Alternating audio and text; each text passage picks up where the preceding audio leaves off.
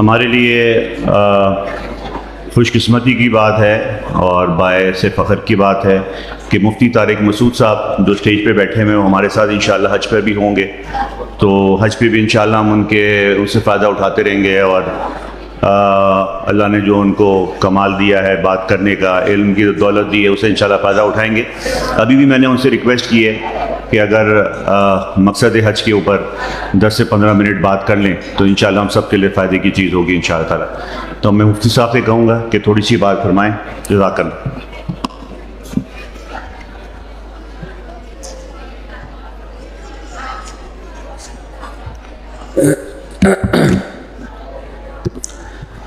بسم اللہ الرحمن الرحیم نحمده ونصلی علی رسولہ الکریم. مجھ سے پہلے حضرت نے بہت تفصیل سے حج کی فضیلت اور حج کا طریقہ بہت ڈیٹیل میں بیان کیا. میرے پاس بولنے کے لیے کچھ چھوڑا نہیں ہے انہوں نے، پھر بھی حکم ہے تو میں کچھ باتیں آپ کی خدمت میں عرض کر دیتا ہوں. ایک تو یہ کہ یہ جو آپ نے پورا پروسیس پروجیکٹر پہ سمجھا ہے، وہ آپ نے سنا ہوگا وزیر اعظم کا کہ سب سے پہلے آپ نے گھبرانا نہیں ہے. تو یہاں بھی آپ نے گھبرانا نہیں ہے. میں جب عید کی نماز پڑھاتا ہوں تو ہماری مسجد کمیٹی مجھے کہتی ہے کہ پہلے لوگوں کو نماز کا طریقہ بتا دیں. تو مجھے پتہ ہے میں طریقہ جتنی دیر میں بتاؤں گا اتنا ٹائم عید کی نماز میں نہیں لگتا جتنا طریقہ سمجھانے میں لگتا ہے. تو اس کا طریقہ پھر میں یہ بتاتا ہوں، بھائی جس کو نہیں آتی وہ ساتھ والے کو دیکھے، جیسے وہ کر رہا ہے ویسے ویسے کر لے. تو ٹینشن لینی نہیں ہے. حج میں بہت سے پرانے لوگ بھی ہوں گے جو کئی بار حج کر چکے ہیں. یہ جو ٹریول ایجنسی ہے یہ لوگ تو بہت دفعہ لے جاتے رہے ہیں. تو جیسے جیسے لوگ کر رہے ہیں ویسے ویسے آپ بھی کر لیں. تو دو چیزیں ہیں حج میں جو بہت ضروری ہے، ایک وقوف عرفہ اور ایک طواف زیارت. یہ حج کے دو ارکان ہیں. ان میں بھی وقوف عرفہ کا کوئی متبادل نہیں ہے، وقوف عرفہ ضروری ہے. باقی طواف زیارت اس کا بھی آلٹرنیٹ ہے، یعنی دم دینا پڑتا ہے، پھر بعد میں قضا بھی ہو سکتی ہے. تو اس لیے زیادہ آپ نے ٹینشن نہیں لینی ہے کہ پتہ نہیں کیا کرنا پڑے گا ہمیں وہاں جا کے. تو جو جیسے جیسے سب کر رہے ہیں ویسے، ہم اکیلے تھوڑی کر رہے ہیں، 10 لاکھ لوگ حج کر رہے ہوں گے، تو جیسے وہ کر رہے ہیں ہم بھی ویسے ہی کر لیں گے. ٹھیک. زیادہ فوکس ہم نے دو چیزوں پہ کرنا ہے. ایک تو حج کے فلسفے کو سمجھنا ہے کہ حج کا فلسفہ ہے کیا، یہ کیوں شیطانوں کو پتھر مارے جا رہے ہیں، کیوں بیت اللہ کے گرد گھوما جا رہا ہے. وہاں شیطان نہیں ہے. لوگ سمجھتے ہیں یہ سچی مچی کے شیطان کھڑے ہوئے یہاں پہ، یہ بڑا شیطان ہے، یہ درمیانہ ہے، یہ چھوٹا ہے. تو یہ بڑا والا وہ ہے جس نے ہم سے بڑے بڑے گناہ کروائے ہیں، درمیانہ وہ ہے جس نے چھوٹے موٹے گناہ کروائے ہیں، اور چھوٹا شیطان وہ ہے جو کبھی کبھار تھوڑے بہت جھوٹ بلوا دیتا ہے ہم سے. تو وہاں کوئی شیطان ہے نہیں، وہ تو ایک نشانی ہے. یہ وہ نشانیاں ہیں جہاں ابراہیم علیہ السلام کو شیطان بہکانے کے لیے آیا تھا، اور ابراہیم علیہ السلام نے سچی مچی کی کنکریاں اس وقت شیطان ہی کو ماری تھیں. اب جو ہم مار رہے ہیں تو شیطان نہیں ہے، وہ ہم نقل اتار رہے ہیں ان کی. تو حج کا فلسفہ ہے کیا، اس کو سمجھنا چاہیے. جب آپ اس کو سمجھیں گے تو انشاءاللہ حج کرنے میں لطف بھی آئے گا، مزہ بھی آئے گا، اور جو حج میں کرنے کے کام ہیں وہ کرنا انشاءاللہ ہمارے لیے آسان بھی ہوگا. دیکھیں حج کا فلسفہ یہ ہے کہ دنیا میں اس وقت 2 قسم کے طبقات ہیں. ایک وہ جو خدا کے ماننے والے ہیں، اور ایک وہ جو خدا کو نہیں مانتے. لبرلزم، سیکولرزم آپ کو پتہ ہے دنیا میں بہت تیزی سے پھیل رہا ہے. اچھا، دنیا میں جتنے بھی مذاہب ہیں جو گاڈ کو مانتے ہیں، خدا کو مانتے ہیں کہ اس کائنات کا کوئی خالق ہے، کوئی کریٹر ہے، ان کا بھی ماننا نہ ماننا برابر ہے. اسلام کے علاوہ کی بات کر رہا ہوں. جیسے ہندو خدا کو مانتے ہیں، لیکن وہ ایسا مانتے ہیں کہ وہ کیا ماننا ہے، مندروں میں انہوں نے بت رکھے ہوئے ہیں. ایک ہندو نے اسلام قبول کیا انڈیا میں، تو ایک عالم نے مجھے بتایا کہ میں نے اس ہندو سے پوچھا کہ آپ نے اسلام کیوں قبول کیا. تو اس ہندو نے کہا یار ہمارے ہزاروں کروڑوں خدا ہیں، تو ہم نے کہا ایک اللہ اور محمد صلی اللہ علیہ وسلم کو بھی ایڈ کر دیتے ہیں، اس میں تو کیا جا رہا ہے، یعنی 2 اور صحیح. تو ان کے کروڑوں خدا ہیں، وہ خود کنفیوز ہیں کہ اصل خدا کون ہے. اسی وجہ سے جو ایجوکیٹڈ طبقہ ہے، پڑھا لکھا طبقہ ہے، ہندوؤں میں، عیسائیوں میں، یہودیوں میں، وہ آہستہ آہستہ مذہب سے بیزار ہو رہے ہیں. ان کے مذہب میں اتنی پاور نہیں ہے، اتنی طاقت نہیں ہے کہ وہ ان کو موٹیویٹ کر سکے، ان کو مذہب پہ چلا سکے. جب خاص طور پہ جب یہ سائنسی ترقی ہوئی ہے، لوگوں کے سامنے حقائق آئے ہیں، تو لوگ مذہب سے دور ہونا شروع ہوئے ہیں. تو اب دنیا میں فیوچر میں دو ہی چیزیں رہ جائیں گی، یا تو اسلام یا دہریت، ایتھیزم جسے کہا جاتا ہے. اگر خدا ہے تو پھر اسلام ہی برحق مذہب ہے، اس کے علاوہ کوئی نہیں ہے. یا پھر خدا کو ڈکشنری سے ہی نکال دیا جائے. گاڈ کا تصور ہی معاذ اللہ غلط ہے. پھر جو جیسے کہ ڈارون کی تھیوری ہے، اور آپ سب زیادہ جانتے ہیں کہ یہ کائنات خود بخود وجود میں آئی ہے اور سب ایسا ہی ہے. تو ہم یہ کہہ سکتے ہیں کہ حقیقی طور پہ دنیا میں دو ہی کانسیپٹ ہیں، ایک اسلام اور ایک ایتھیزم، کہ کوئی کریٹر نہیں ہے، بس یہ آٹومیٹیکلی خود بخود دنیا چل رہی ہے. تو ہمیں ایک طرف ہو جانا چاہیے، یا تو یہ دنیا خود بخود وجود میں آئی ہے. ڈارون کی تھیوری کو آپ دوبارہ پڑھ لیں، ہم بندر سے انسان بنے. میں تھوڑا سا مزاح بھی میری عادت ہے کرنے کی، آپ ویسے بھی تھوڑا تھک گئے ہیں، کافی لمبی یہ جو پریزنٹیشن تھی، حضرت نے بہت ماشاءاللہ محنت کے ساتھ یہ سمجھائی ہے، تھوڑا سا آپ تھک بھی گئے ہوں گے نا. ڈارون یہ کہتا تھا کہ جی بندر سے ہم انسان بنے ہیں. تو میں ڈارون سے پوچھتا ہوں ہماری دم کہاں گئی؟ یا تو ہمیں دم چاہیے یا دم کے پیسے چاہیے. ٹھیک ہے نا، ڈارون نے غائب کیا نا. تو یہ جو ایوولوشن ہے، ترقی ہوتے ہوتے یہ آٹومیٹیکلی جو اتنا خوبصورت انسان وجود میں آ گیا، یہ پاسبل نہیں ہے، عقلاً یہ ممکن نہیں ہے. ام خلقوا من غیر شیء ام هم الخالقون. دیکھیں جب ہم حج کے احکام پڑھ رہے ہوتے ہیں نا، سن رہے ہوتے ہیں، کنکری مارنی ہے، پھر صفا مروہ میں دوڑنا ہے، ایک انسان کو یہ ہوتا ہے یہ کیا کس طرح کی عبادت ہے. کہ رمضان کا ایک کانسیپٹ سمجھ میں آتا ہے، ہم بھوکے پیاسے رہتے ہیں، اس سے ہمیں اپنی خواہشات پہ کنٹرول کرنے کی عادت پڑتی ہے. نماز ہم پڑھتے ہیں، اللہ کے سامنے رکوع کرتے ہیں، سجدہ کرتے ہیں.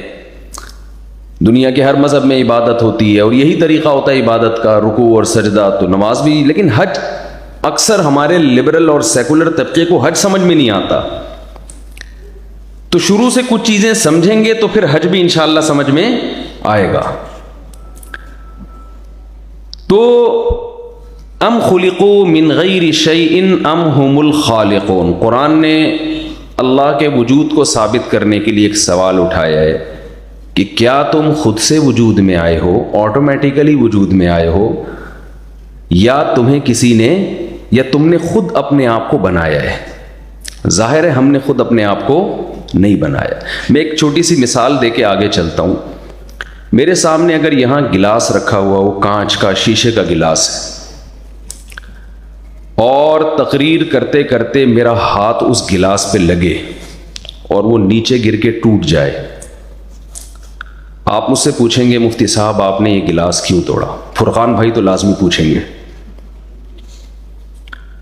تو میں کیا کہوں گا؟ بھائی میں نے توڑا نہیں ہے، غلطی سے. ذرا سینٹنس مکمل کریں گے تو مجھے لگے گا آپ میرے ساتھ ہیں نا. میں کہوں گا میں نے توڑا نہیں ہے، غلطی سے ٹوٹ گیا. یہ اتفاق ہوا ہے. ہاتھ بیان کرتے ہوئے بعض دفعہ باڈی لینگویج کا استعمال کرنا پڑتا ہے، تو ہاتھ کبھی یوں چلا جاتا ہے، کبھی یوں چلا جاتا ہے. تو مائک ٹوٹ جاتے ہیں لوگوں سے. تو گلاس ٹوٹ گیا تو کیا ہوا؟ بھائی آٹومیٹیکلی ہاتھ لگ گیا، گلاس ٹوٹ گیا. اچھا اب کیا ہوا؟ آپ کہیں گے ٹھیک ہے بھائی، فرقان بھائی کہیں گے ٹھیک ہے کوئی بات نہیں، مجھ سے ہو جاتا ہے، ہم سے بھی تو پتہ نہیں کیا کیا ٹوٹا ہے. تو آپ سے اگر گلاس ٹوٹ گیا غلطی سے تو کوئی ایسی بات نہیں. لیکن اسی مثال کو ہم الٹا کر لیتے ہیں. یہاں گلاس ٹوٹا ہوا پڑا ہوا تھا، میری تقریر شروع ہوئی تو اچانک دیکھا کہ گلاس یہاں ایلفی سے یا سمت بانڈ سے جڑ کے رکھا ہوا ہے.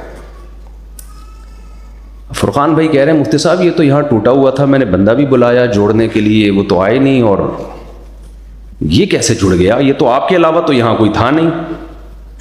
تو آپ کو تو ہم نے 15 منٹ کا ٹائم دیا تھا، اس میں 10 منٹ تو آپ نے گلاس جوڑنے میں لگا دیا.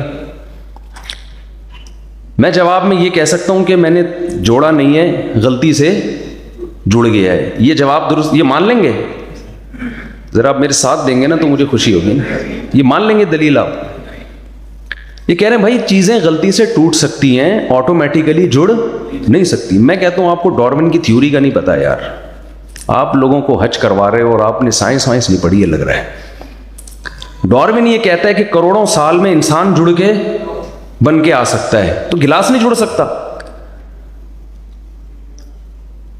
دیکھیں اتفاق سے آٹومیٹیکلی چیزوں میں بے ترتیبی تو پیدا ہوتی ہے، کبھی ترتیب پیدا نہیں ہوتی.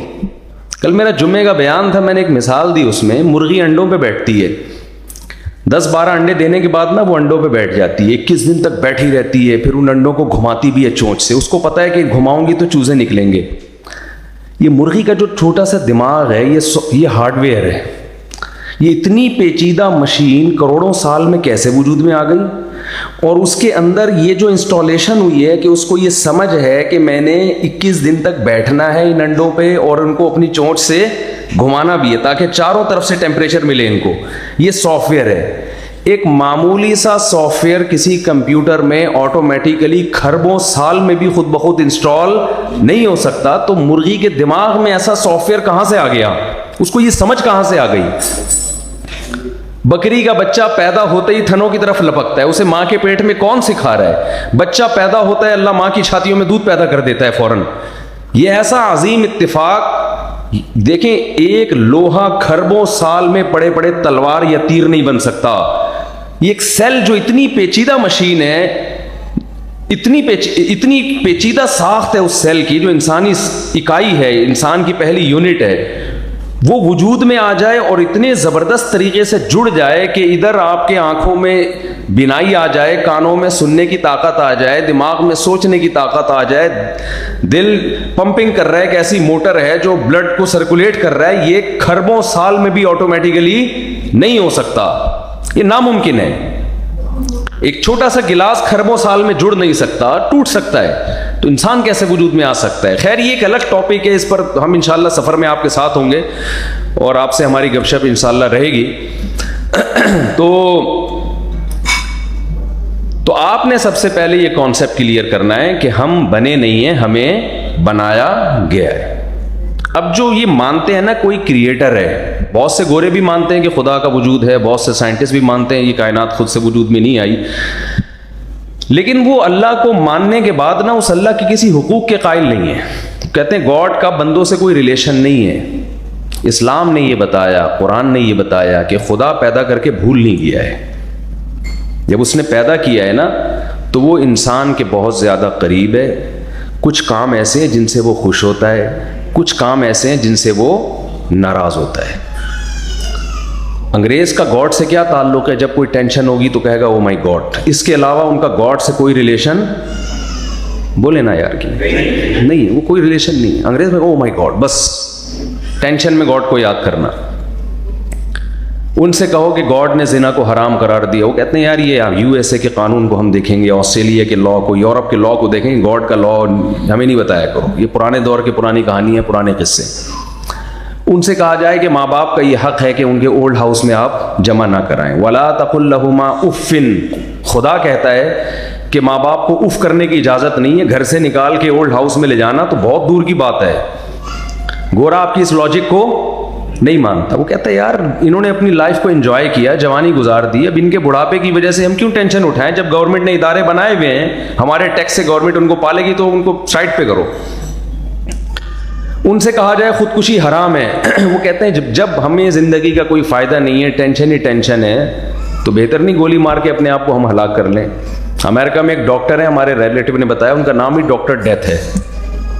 ان کا کام یہی ہے کہ جو پیشنٹ جس کو ڈاکٹروں نے جواب دے دیا ہو کہ اب ان کا انا للہ ہو کے ہی رہے گا اور یہ مریں گے، تو ڈاکٹر صاحب جا کے ٹیکا لگا کے ان کو پہلے ہی مار دیتے ہیں کہ اب زندگی کا کوئی فائدہ نہیں ہے.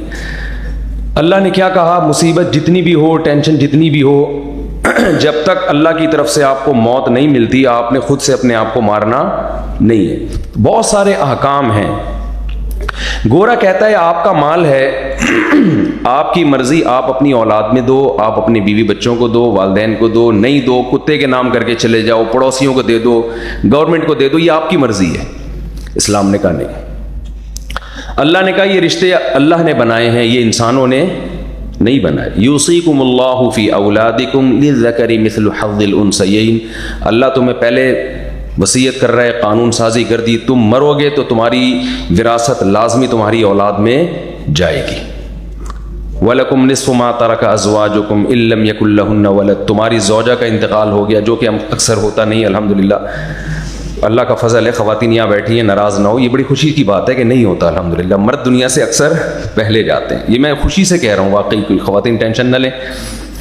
تو اگر اتفاق سے زوجہ کا انتقال پہلے ہو گیا, اس کی اولاد نہیں, اللہ کہتے ہیں تمہیں آدھی جائیداد اس کی ملے گی. اگر اس کی اولاد ہے تو تمہیں 1/4 ملے گا. تمہاری ڈیتھ ہو گئی تو اس کو 1/4 ملے گا. اگر تمہارے اولاد نہیں, اولاد ہے تو اتنا ملے گا. پوری ڈیٹیل اللہ نے بیان کی, والدین کا اتنا حصہ. اس میں آپ کو گڑبڑ کرنے کی اجازت نہیں ہے, قانون سازی کی بھی اجازت نہیں ہے اس میں. تو اسلام ایک واحد مذہب ہے جو خدا کا تصور جب پیش کرتا ہے پوری ڈیٹیل کے ساتھ, صرف او مائی گاڈ کی حد تک نہیں ہے. گاڈ آپ کے خدا جو ہے نا, وہ ہر معاملے میں وہ انوالو ہے, وہ جگہ جگہ آپ کو گائیڈ کر رہے ہیں. تبھی تو قرآن کو الفرقان کہا, حق اور باطل میں فرق کرنے والی, ہدایت کی کتاب کہا, ہدی للمتقین. جگہ جگہ گائیڈنس. ہدایت کا معنی کیا ہے؟ گائیڈنس ہے. تو ابھی حج کا فلسفہ یہ ہے کہ اللہ نے اسی کتاب میں جو اس نے آسمان سے نازل کی ہے, اس میں ہمیں ہماری پیدائش کا مقصد بتایا ہے. دنیا میں کوئی کتاب انسان کی پیدائش کا مقصد نہیں بتاتی. نہ فزکس کی کتابوں میں آپ کو یہ چیز ملے گی, نہ کیمسٹری کی کتابوں میں, نہ بایولوجی کی کتابوں میں, نہ میتھ کی کتابوں میں. کوئی ٹاپک آپ مجھے اکثر میں ایک واقعہ بتاتا ہوں. ہمارے ایک دوست, ان کا بیٹا ڈاکٹر بن رہا ہے میڈیکل کالج میں, تو انہوں نے مجھے بتایا کہ میرا بیٹا تمیز سے مجھ سے بات نہیں کرتا. میں نے کہا دیکھیں, میڈیکل کالج میں جہاں وہ پڑھ رہا ہے, تمیز نام کا کوئی چیپٹر نہیں ہے, تو پڑھ ہی نہیں رہا. وہ جو چیز پڑھ رہا ہے اس سے اس کے متعلق بات کریں تو وہ آپ کو جواب دے گا. آپ جو اسے پڑھا رہے ہیں نا, اس میں اگر وہ کمی کر رہا ہے, فیس آپ اس کو تمیز کی تھوڑی دے رہے ہیں, آپ اس کو ڈاکٹر بنانے کی دے رہے ہیں. تو ڈاکٹر کے ٹاپک میں تمیز نام کا کوئی ٹاپک ہے؟ ڈاکٹر تو شوگر کی بحث کرے گا, بلڈ پریشر سے کیا نقصانات ہوتے ہیں, اور آپ کی باڈی کیسے جو ہے وہ شوگر لیول کتنا ہونا چاہیے, کولیسٹرول کتنا ہونا چاہیے, جو پورا ڈاکٹروں کو زیادہ پتہ. یہ باتیں ہمیں تو پتہ بھی نہیں, ہم تو اچھا ڈاکٹر کھا اسی طرح سے رہے ہوتے ہیں. خیر, یہ ایک الگ ٹاپک ہے. تو تمیز کا کوئی چیپٹر ہے نہیں نا. تو خوب سمجھ لیں کہ دنیا کی ہر چیز کا علاج سائنس کے پاس نہیں ہے. ہم نے ہمارے ساتھ ہیڈک یہ ہے کہ جہاں سائنس کی دخل اندازی نہیں ہونی چاہیے تھی, ہم نے وہاں بھی کس کو دخل اندازی, کس کو ڈال دیا ہے؟ سائنس کو. یہ سائنس کا ٹاپک نہیں ہے کہ تم کیوں پیدا ہوئے, یہ پیدا کرنے والا بتائے گا کہ ہمیں کیوں بنایا گیا. یہ آسمانی, یہ تورات بتاتی ہے, یہ انجیل بتاتی ہے, یہ موسیٰ علیہ السلام نے بتایا, یہ ابراہیم علیہ السلام نے بتایا, یہ محمد صلی اللہ علیہ وسلم نے بتایا. اور کیا بتایا؟ وَمَا خَلَقَتُ الْجِنَّ وَالْإِنسَ إِلَّا لِيَعْبُدُونَ. مختلف انداز سے اللہ نے اس کو ڈیفائن کیا. ایک جگہ کہا کہ لِيَبْلُوَكُمْ أَيُّكُمْ أَحْسَنُ عَمَلًا, سورہ ملک کے شروع میں. تَبَارَكَ الَّذِي بِيَدِهِ الْمُلْكُ وَهُوَ عَلَى كُلِّ شَيْءٍ قَدِيرٌ. الذی خلق الموت والحیات, وہ اللہ وہ ذات ہے جس نے موت اور زندگی کو پیدا کیا. کیوں پیدا کیا یہ آپ کو نیوٹن نہیں بتائے گا, آئنسٹائن نہیں بتائے. اس نے پیدا نہیں کیا نا, اس نے, وہ تو خود پیدا ہوا ہے. ہم اس سوال کا جواب بھی یونیورسٹی کے پروفیسروں سے پوچھ رہے ہوتے ہیں, اسکالر سے پوچھ رہے ہوتے ہیں, موٹیویشنل اسپیکر سے پوچھ رہے ہوتے ہیں. وہ تو خود کریٹڈ ہیں.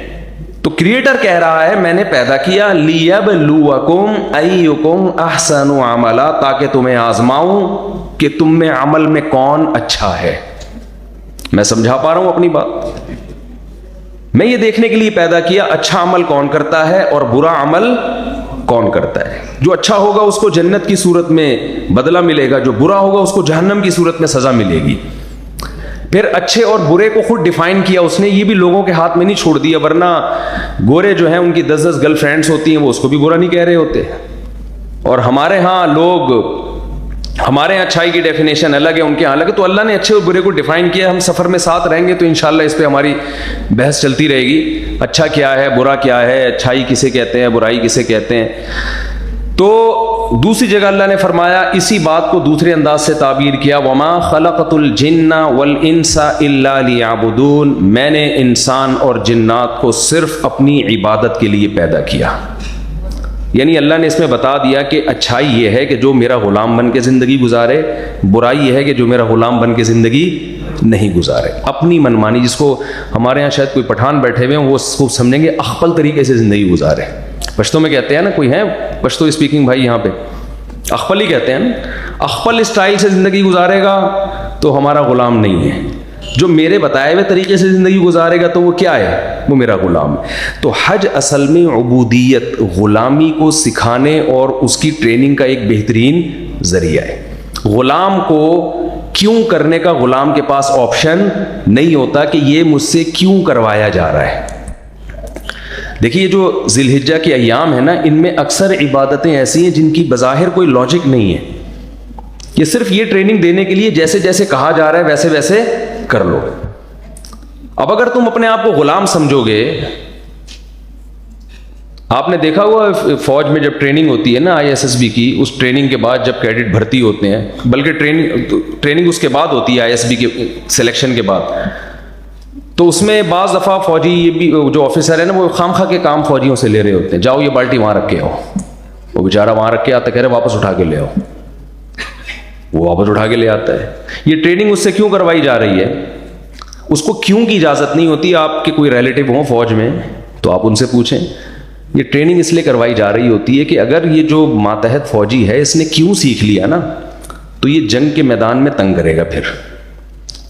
حالانکہ کیوں تو بنتا ہے نا، سر آپ نے یہ مجھ سے بالٹی ابھی وہاں رکھوائی ہے، اگر وہاں ضرورت نہیں تھی تو واپس لانے کی کیا ضرورت ہے پھر؟ یہ رکھوائی کیوں؟ یہ نا فوج میں ایسے کام بہت کروائے جا رہے ہوتے ہیں، بھاگتے ہوئے جاؤ، بھاگتے ہوئے واپس آؤ، رک جاؤ وہیں پہ.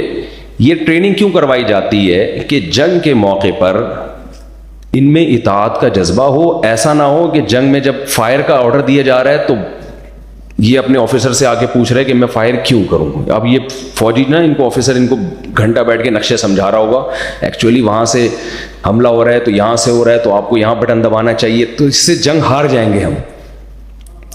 تو اللہ یہ چاہتے ہیں، شیطان کو اللہ نے کہا تھا کہ آدم کو سجدہ کرو، شیطان نے فوراً کہا کیوں. یہی غلطی ہوئی تھی نا شیطان سے. شیطان نے کہا کیوں؟ خلقتنی من نار وخلقتہ من طین، اے اللہ تو نے مجھے آگ سے پیدا کیا اور اس کو مٹی سے، تو آگ بہتر ہے مٹی سے، آگ مٹی کو کیوں سجدہ کرے؟ اللہ نے اس کو ڈیٹیل نہیں بتائی کہ ایکچولی بات یہ ہے کہ اگرچہ ہم نے اس کو مٹی سے پیدا کیا لیکن اس میں صلاحیتیں تم سے زیادہ. ایسا نہیں کیا اللہ نے. وہ پھر اللہ نہیں رہتا نا اگر وہ سمجھانے بیٹھ جائے. کیا خیال ہے بھائی؟ وہ پھر اللہ تھوڑی ہے جو سمجھانے کے لیے بیٹھ جائے.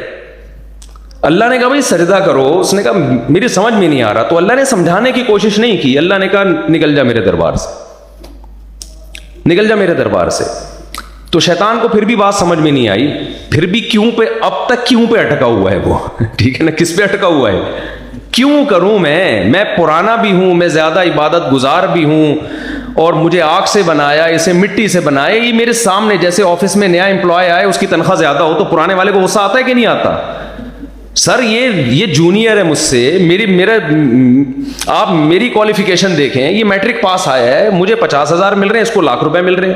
زیادہ باس سے لڑیں گے تو باس کہے گا بھائی کمپنی میری ہے، تیری ہے یا میری ہے، میری مرضی میں تجھے جتنا دوں.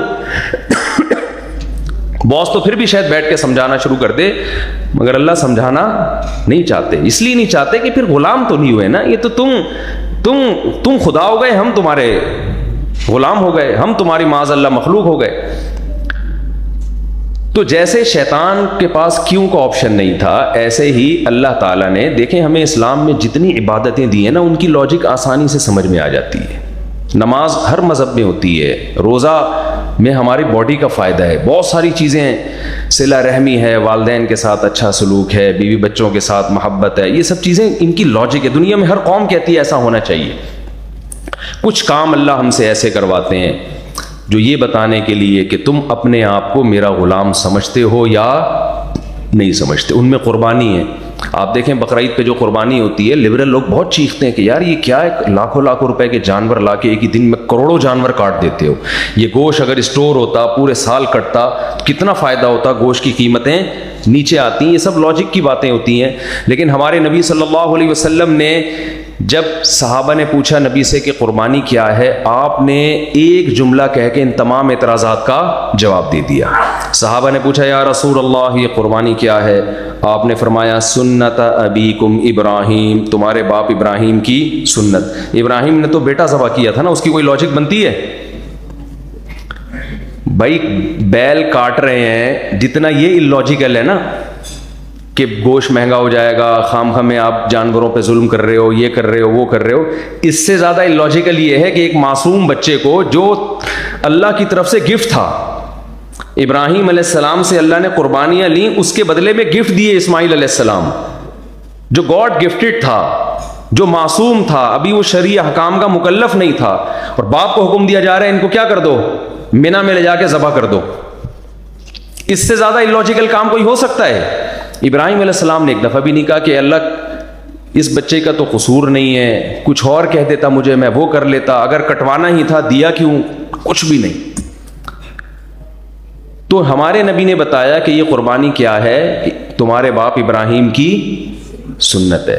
مطلب یہ کہ اس کی کوئی لاجک نہیں تھی، وہ اللہ کا حکم تھا. تو ایسے ہی بقرعید کے دنوں میں جانور کاٹنا، کوئی غیر مسلم پوچھے کہ اس کی لاجک کیا ہے، بھائی ہمارے گاڈ کا، ہمارے خدا کا، ہمارے اللہ کا حکم ہے، اس نے کہہ دیا ہم کریں گے، یہ بتانے کے لیے کہ ہم اللہ کے غلام ہیں. تو حج کے احکام بھی ایسے ہی ہیں. حج میں آپ بیت اللہ کا طواف کرتے ہیں. حج کی سارے ارکان ایسے ہیں جو دیوانگی پر مبنی ہیں. اسلام صفائی ستھرائی کا درس دیتا ہے. احرام میں آپ صاف ستھرے نہیں رہ سکتے. اسلام میں سر کے بال رکھنے کا حکم ہے. ہمارے نبی نے کبھی بال سر منڈوایا نہیں ہے زندگی میں، کہیں حدیث میں نہیں ملتا، لیکن حج عمرے کے موقع پہ منڈوایا. اسلام دین فطرت ہے نا، تو اصولی طور پر یہی ہے کہ سر کے بال زینتیں رکھنے چاہیے. اسلام صلہ و لباس پہننے کا حکم دیتا ہے. ہمارے نبی بھی صلہ و لباس پہنتے تھے. گوروں نے یہ بات لکھی ہے کہ ہمیں لباس، صلہ و لباس پہننا مسلمانوں سے سیکھا ہے، ہم نے تہذیب مسلمانوں سے سیکھی ہے. لیکن حج کے موقع پر آپ کو صلہ و لباس پہننے کی اجازت نہیں ہے. تو نمازیں اپنے وقت پہ پڑھنے کا حکم ہے. حج میں آپ کو مزدلفہ میں مغرب کی نماز قضا کرنے کا حکم ہے. تو یہ سارے کام ایک عام روٹین سے ہٹ کے کروائے جا رہے ہیں. کنکریاں ماری جا رہی ہیں، حالانکہ وہاں شیطان نہیں ہے، اور اگر ہوتا بھی تو اس طرح سے تھوڑی مارنے کا حکم ہوتا، پھر تو اٹھا اٹھا کے مارتے نا پتھر.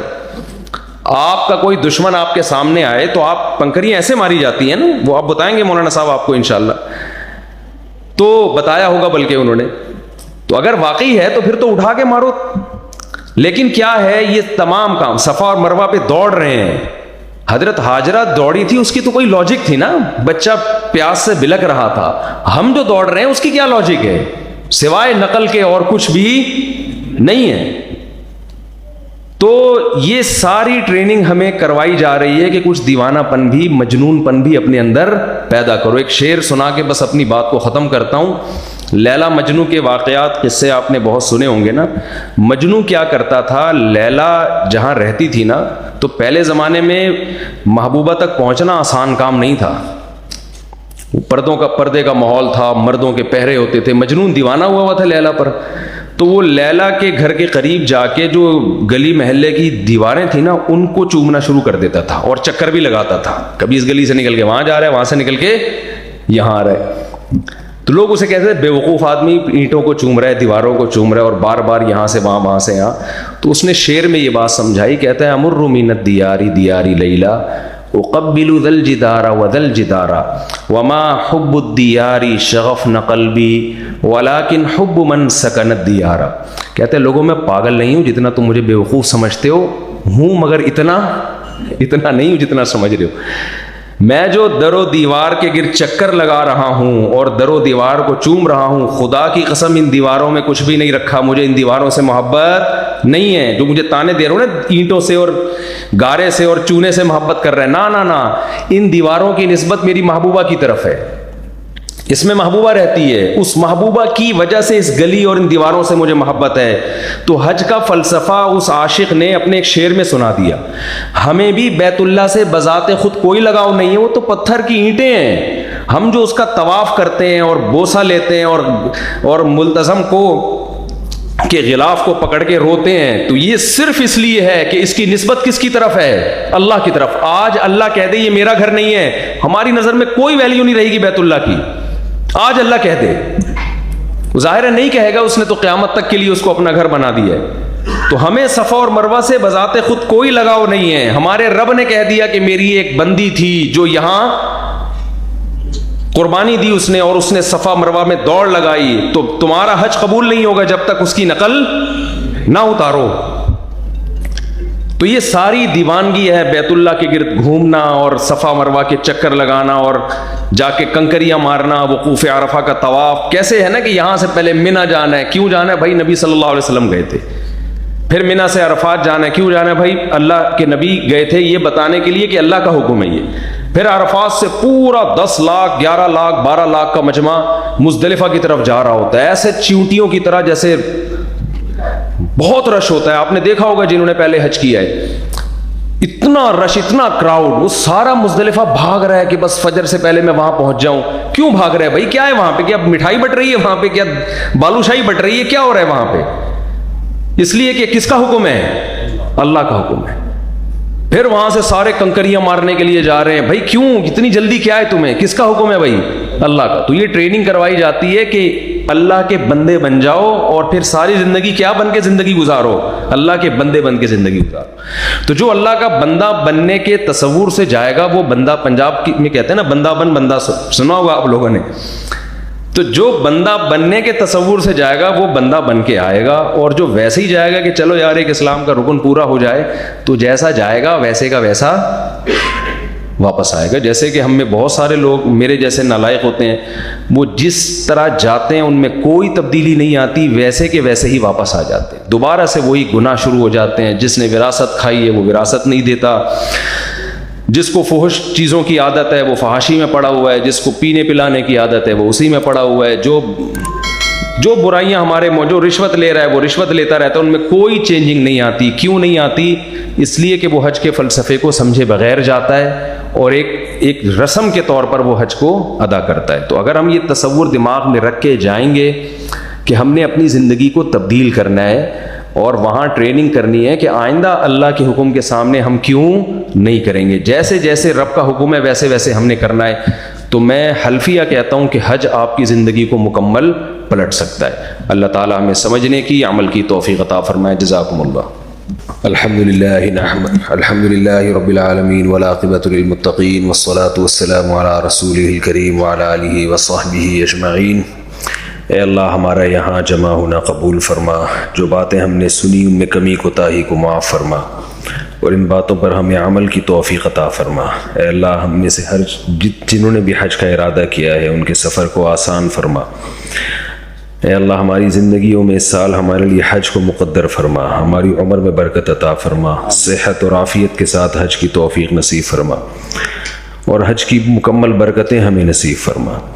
ربنا آتنا فی الدنیا حسنۃ وفی الآخرۃ حسنۃ وقنا عذاب النار. صلی اللہ تعالی علی خیر خلقہ محمد وعلی آلہ وصحبہ اجمعین برحمتک یا ارحم الراحمین.